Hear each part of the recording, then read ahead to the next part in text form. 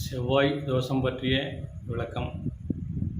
செவ்வாய் எந்தெந்த ஸ்தானங்களில் இருந்தால் செவ்வாய் தோஷம் என்பது பற்றியும், எந்தெந்த ராசிகளில் செவ்வாய் இருந்தால் தோஷம் இல்லை என்பது பற்றியும், எந்தெந்த கிரகங்களுடன் செவ்வாய் சேர்ந்தால் தோஷம் இல்லை என்பது பற்றியும் விளக்கம்.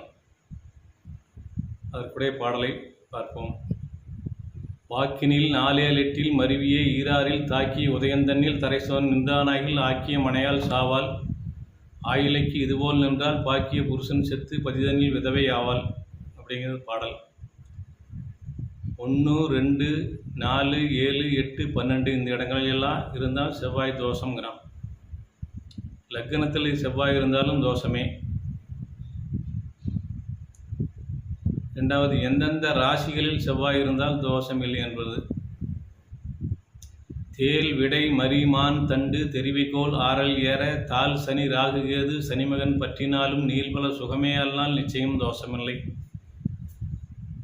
தேல் அப்படிங்கிற விருச்சிகம், விடை ரிஷபம், மரி மேஷம், மான் மகரம், தண்டு மிதுனம், தெரிவை கன்னி, கோல் துலாம் இந்த ராசிகளிலெல்லாம் செவ்வாய் இருந்தால் தோஷம் இல்லை என்பது அந்த பாடலுடைய விளக்கம்.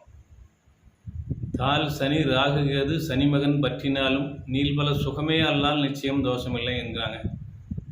ராகு கேது செவ்வாய் கூட ராகு கேது சேர்ந்தாலும்,